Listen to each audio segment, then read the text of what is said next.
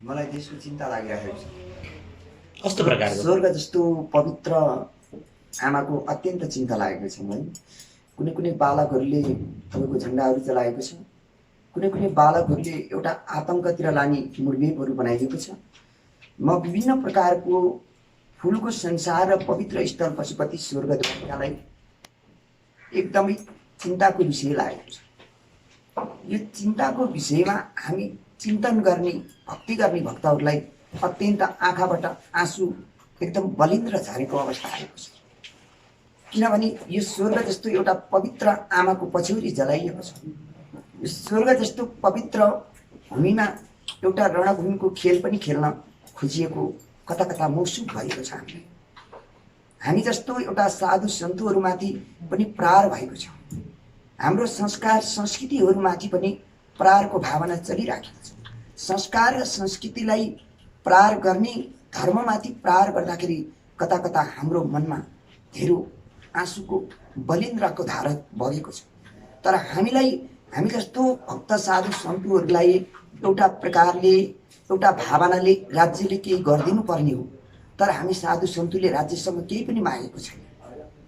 हामीले आफूले बनाएका भक्तहरूबाट केही आर्थिक सहयोगहरू भक्तहरूले गरिबक्सिन्छ। मठ मन्दिरहरूमा, पशुपतिनाथ अन्य मन्दिरहरूमा गरिबक्सिन्छ। त्यसमा पनि राजनीतिहरूको भागबण्डा गरिराखेको अवस्था आएको छ। राजनीतिहरूको भागबण्डाहरू लागिराखेको अवस्था आएको छ।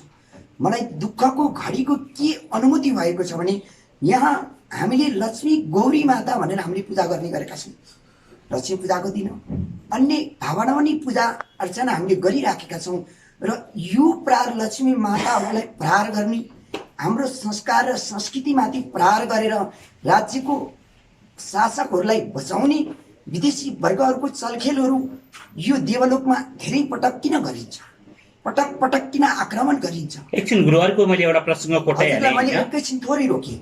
वीरेन्द्र सरकारको पनि यो देवलोक पशुपतिनाथ एउटा स्वर्ग जस्तो पवित्र राजालाई पनि सिद्ध्याइयो।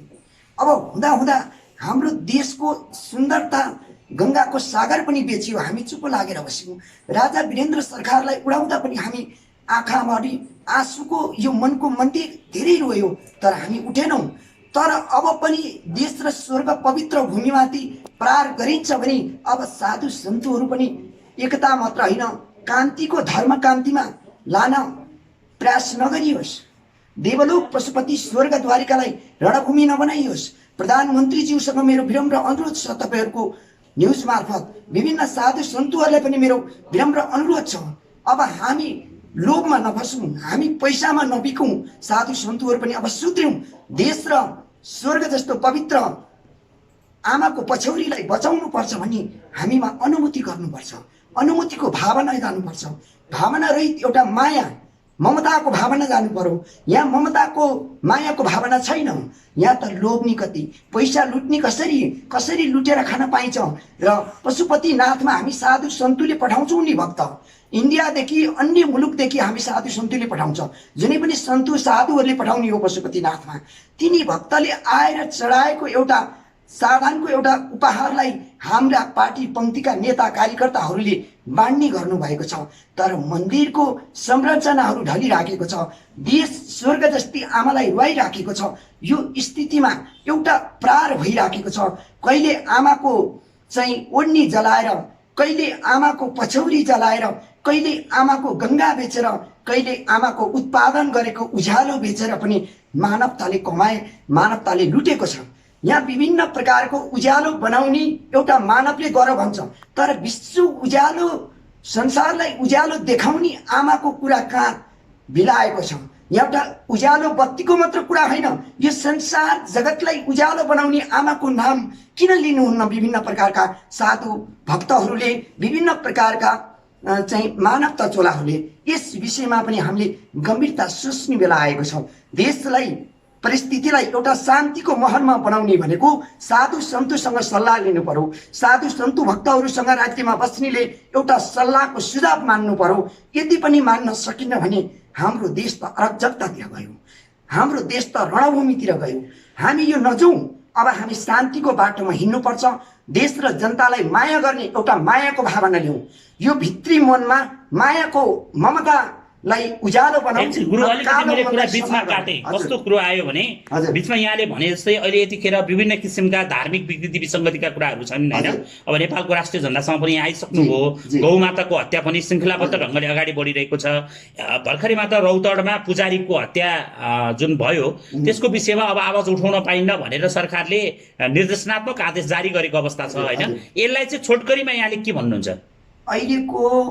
अहिलेको शासक वर्ग के चाहन्छ भने धर्म चाहँदैन, माया चाहँदैन, माया र ममता चाहँदैन र देश र जनता बचाउनु पर्छ भन्ने कामना प्रधानमन्त्रीज्यूले गर्न चाहनुहुन्न।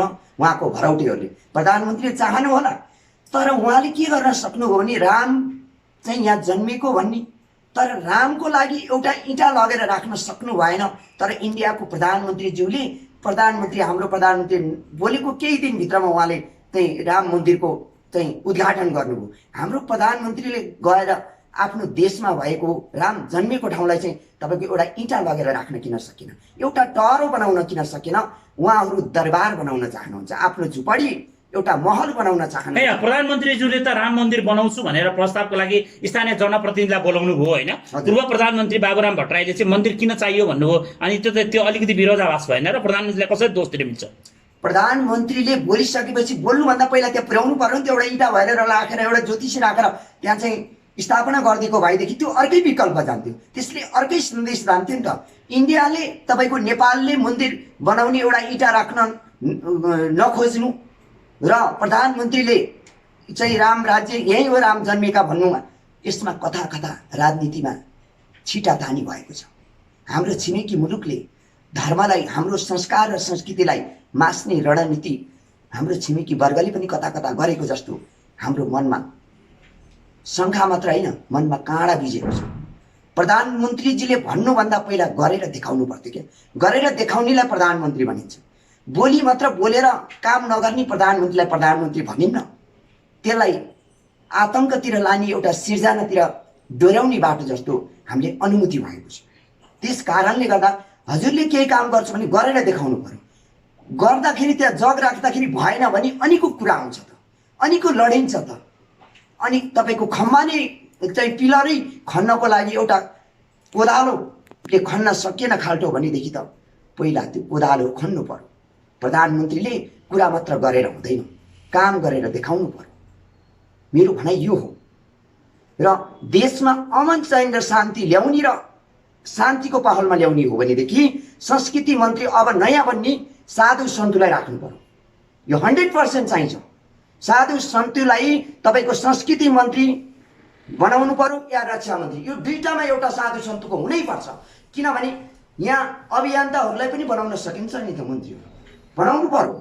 यो किनभने भोटबाट जितेर कोही पनि भएको छैन। यदि भोटबाट जितेर प्रधानमन्त्री मन्त्री हुनु भने राष्ट्रपति कार्यकारी राष्ट्रपतिको चुनाव गरौँ जन्म सङ्ग्रह गरेर, प्रधानमन्त्रीको पनि चुनाव गरौँ कि जन्म सङ्ग्रह गरेर।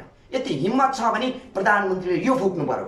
म अलिकति प्रसङ्ग अलिकति बदलाउँ। तपाईँले कुरा ल्याइरहँदा यतिखेर पाशुपत क्षेत्रमा गुरु योजनाको विषयले तातिरहेको समय छ। यतिखेर पशुपति क्षेत्रमा गुरु योजना लागू भयो भने रक्तपात हुन्छ भनेर त्यहाँ लागिराख्नु भएको छ स्थानीय सरोकार पछि विभिन्न धार्मिक सङ्घ संस्थाहरू। तपाईँ गुरुको लेभलमै पशुपति क्षेत्र विकास कोषले अहिले ल्याइरहेको गुरु योजना ठिक कि बेठिक एकै शब्दमा भन्नुहोस् न। यसमा अहिले ल्याएको गुरु योजना भनेको हाम्रो हिन्दू धर्मलाई समाप्त गर्ने योजना। यो बुझ्नुहोस्, हाम्रो धर्मलाई समाप्त गरेर त्यसलाई सिद्ध्याउने रणनीतिको एउटा ठुलो कार्यकाल देखिन गएको छ। र हामी संस्कार र संस्कृति धर्म सत्यको युगको धर्मलाई बचाउनु पर्छ भन्ने भावना जानुपर्छ। र हामी पशुपतिनाथको जुन भनौँ मात्र होइन, यो पशुपतिनाथको मात्र भक्तहरूको, त्यहाँको पुजारीहरू, त्यहाँका बासिन्दाको मात्र होइन, हामी विश्व जगतको मानव चोलाको संरक्षण एउटा चाहिँ सुरक्षा गर्ने शिव महादेव पशुपतिनाथ हुन्। ती पशुपतिनाथलाई विश्व जगतले यसरी निगालेको छ कि यो एउटा शान्तिको बाटोमा लाने, एउटा स्वर्गको बाटोमा जाने सबैको बाबा, सबैको बाबा हो नि। जीव जन्तु प्राणी हरेक चिज यो संसार आमाको हत्केलामा हुनुहुन्छ, अट्नु भएको छ। यो सबै चिज भनेको शिव महादेवका उपहार हुन्। तपाईँ हामी पनि एकछिनको उपहार हो। शिव महादेवले लानुभयो भने संसारै खरायो। होइन, अर्को कुरा पनि यहाँले पनि अवगत हुनुभयो होला होइन, पशुपति क्षेत्र विकास कोष जब 2043 सालपछि आएको यसमा आउँदा पशुपति क्षेत्र विकास कोषले त्यहाँको मौलिकता, त्यहाँको धर्म संस्कृति संस्कार परम्परा, त्यहाँका रीतिरिवाजको संरक्षण सम्वर्धन गर्ने, त्यहाँको विकास गर्नको लागि भनेर पवित्र उद्देश्यसाथ गठन भएको त्यो जुन कोष थियो त्यसले विकास भन्दा विनाश गर्यो भन्ने भन्छ नि, तपाईँ के भन्नुहुन्छ? यो अत्यन्त हो। यो विकास भन्दा पनि विनाशकारी बुद्धिमा लागे, विनाशकारी नोक्सान गराउने बुद्धिमा लागेका छन्। म त्यहाँको जुन धर्म जुन संस्कारहरू राखिएर राजनीतिकरण हुनु भएन। धर्ममा एउटा राजनीति जोडिनु हुँदैन। जुन प्रकारको अहिलेको संस्कृति मन्त्री जुन प्रकारको चाहिँ धर्ममा जोडिएर उहाँलाई त्यो धर्मको पद दिनु हुँदैन। त्यो भगवानको धर्मको पद भनेको अध्यक्ष पद भनेको त्यहीँको बासिन्दा या त साधु सन्तुहरू जुन अलिकति भक्तिमा लागेका, अलिकति विचारमा भएकाहरू, भगवानप्रति मान्नेहरूलाई चाहिँ धर्म को चाहिँ एउटा अध्यक्ष पदहरू पशुपतिनाथको। जस्तो अर्को कुरा के आयो भने त्यो बीचमै आउँदाखेरि पशुपति क्षेत्रमा अब बस्ती हटाइयो होइन, सङ्कटकालको आधारमा 500 भन्दा बढी घरहरू भत्किए। अब त्यसपछि विकास त भयो होला, त्यसपछि अहिले फेरि कालान्तरमा अर्को आएर त्यहाँ धेरै मूर्तिहरू हरायो भन्ने कुरा पनि आयो। अहिले हुँदा हुँदा फेरि बस्ती हटाउने भन्ने कुरा आएर के त्यो बस्ती हटाएर चाहिँ पशुपतिको विकास हुन्छ? यो पशुपतिको बस्ती हटाएर विकास हुँदैन। अहिलेको जुन प्रकारको संरचना छ, जुन प्रकारको पशुपतिनाथमा मठ मन्दिरहरू छ, त्यहाँ तपाईँ हेर्न सक्नुहुन्छ झारै झार उम्रेको छ, लेउै लेउ लागेको छ, भत्किएको छ। त्यसलाई पूर्ण निर्माण गर्ने, त्यसलाई संरचना गर्ने र त्यसपछि फुलै फुलको संसार अहिले भएकोलाई संरक्षण गरेर देखाओस् न राज्यले। अहिले भएकोलाई पशुपतिनाथकोलाई संरक्षण गरेर देखाउने, जुन प्रकारको अहिले मानव बस्तीलाई चाहिँ उठाउने, 3टा वडा उठाएर चाहिँ आतंक फैलाउने चाहिँ धर्मयुद्ध नगरौँ। धर्मयुद्ध गरियो भनेदेखि अहिलेको सरकार मात्र होइन, अहिलेको जनतालाई पनि धेरै कष्टको हुन्छ। जस्तो अर्को कुरा यही बिचमा यहाँले पनि थाहा पाउनुभयो होला होइन, त्यहाँका जुन पशुपति सरोकार संघर्ष समितिले पनि भनिसकेका छ, यदि अब गुरुयोजना यही मानेमा आयो भने त्यहाँनिर रक्तपात हुन्छ भनिसकेका छ होइन। यहाँ त धर्मगुरु पनि हुनुहुन्छ, यहाँको विचारमा यही हिसाबले आयो भने त्यहाँको मौलिकता मासिन्छ या के हुन्छ? त्यहाँको मौलिकता मात्र मासिने होइन, त्यहाँको जनमानसका मानव बस्ने बस्तीहरूलाई चलायो भने, पशुपतिनाथ चलायो भनेदेखि रक्तपात मात्र होइन, यो देशको प्रधानमन्त्री मात्र होइन, यो अहिले लोकतन्त्र गणतन्त्र पनि समाप्त हुन्छ। र जसरी तपाईँको चाहिँ पञ्चायत कालहरू समाप्त भएको थियो भने त्यसै गरी लोकतन्त्र गणतन्त्र पनि समाप्त हुन्छ र विश्वले चाहिँ यो देशलाई मरुभूमि बनाउन खोजिएका विभिन्न प्रकारका विदेशी दाताहरू पनि समाप्त हुन्छन् भन्ने कुरा मैले प्रश्न देखिसकेँ। अलिकति एउटा कुरो कस्तो भन्दा यहाँ त पशुपति पटक पटक गइसक्नु भएको छ होइन। अर्को कुरा यहाँलाई मैले जोडौँ, जस्तो पशुपतिमा धेरै कुराहरू देखेँ, त्यहाँका विकृति विसङ्गति आदि कुराहरू त छँदैछन्।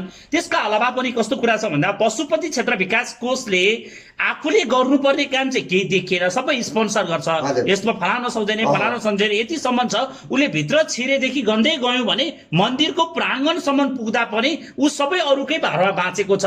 त्यहाँ करोडौँ रुपियाँ कमाइ हुन्छ, कर्मचारीको तलबमा खर्च हुन्छ, तलब भत्तामा जान्छ होइन। त्यसैले यो हिसाबले चाहिँ पशुपतिको संरक्षण गरेर यो पशुपति क्षेत्र विकास कोषको आवश्यकता छ या अहिलेका जनताले भने जस्तै त्यसको खारेजी हो, के हो?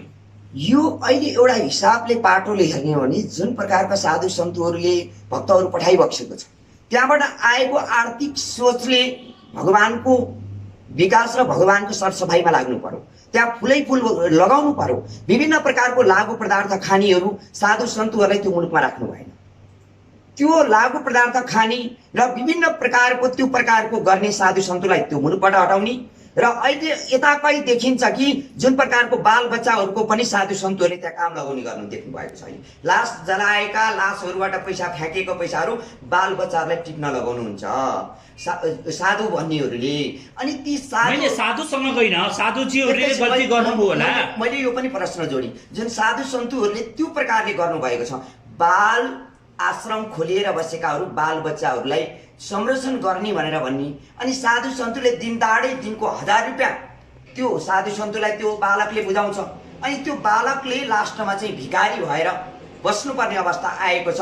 पशुपति गुट संस्थानले यो कुरालाई पनि निकाल्नुपर्छ र पशुपतिनाथमा अहिले जुन संस्था खोलिएको छ त्यो संस्थालाई तत्कालै निलम्बन गर्नुपर्छ, खारिज हुनुपर्छ। खारिज हुनुपर्छ। त्यहाँको जनमानसहरूलाई पुजारी सरकार पक्षबाट बुझ्नु पर्यो। सरकार पक्षबाट र विभिन्न प्रकारको सरकारबाट चाहिँ कुनै पनि हस्तक्षेप हुनु भएन। मन्दिरमा सरकारले हस्तक्षेप गर्न पाउँदैन। एकदम धर्मनिरपेक्ष मुलुकमा यसको नियुक्ति पनि निरपेक्ष हुनु पर्यो। सापेक्ष नियुक्तिको लागि स्वीकार्य छैन हुँदैन। किनभनेदेखि त्यहाँका साधु सन्तहरू, त्यहाँका भक्तहरू, त्यहाँको चाहिँ स्थानीय सरकारहरू, त्यहाँको चाहिँ तपाईँको स्थानीय सरकारलाई त्यो कार्य दिनु पर्यो, त्यहाँका स्थानीय पुजारीहरूलाई त्यो कार्य दिनु पर्यो, त्यहाँका युवाहरूलाई त्यो कार्यमा लगाउनु पर्यो, युवतीहरूलाई त्यो कार्यमा लगाउनु पर्यो। अब यो फुलको संसार बनाउन त तपाईँ एउटा कुरा कल्पना गर्नुहोस्, त्यो फुलै फुलको संसार पशुपतिनाथमा हुने हो भने तपाईँ एक दिन जाने भक्त छ भने तपाईँ 100 दिन जान्छ। एकदम अस्ति भर्खरै मात्रको एउटा हामीले देख्यौँ, यही बीचमा महाशिवरात्रिको बीचमा सेरोफेरोमा फुलले झकी झकाउँथ्यो होइन। हुन त हेर्नुहोस्, हामी अब यतिखेर हामी बाँदर प्रविधि विकास भएको छ क्या, त्यो महाशिवरात्रिको साँझै त्यो फुल सबै चोरेर भइसक्यो। त्यस कारणले त्यो प्रविधि पनि जोगाउन सक्नुपर्ने एकातिर छ होइन। अब हामीले यस्तो फुलको माला बुन्ने होइन नि त, फुल लगाउन रोप्न सिक्नु पर्यो। बोट लगायो भने केही नभने 1 महिना 2 महिना 6 महिना त ठिक छ।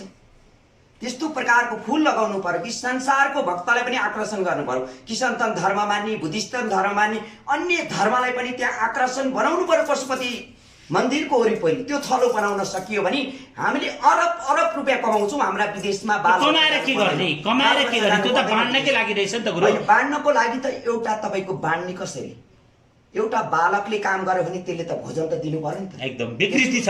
त्यसलाई घरबार पाल्न, त्यसलाई बच्चा पाल्नको लागि त्यो तिनी हो क्या। त्योभन्दा बेसी कसैले पनि हस्तक्षेप नगर्ने।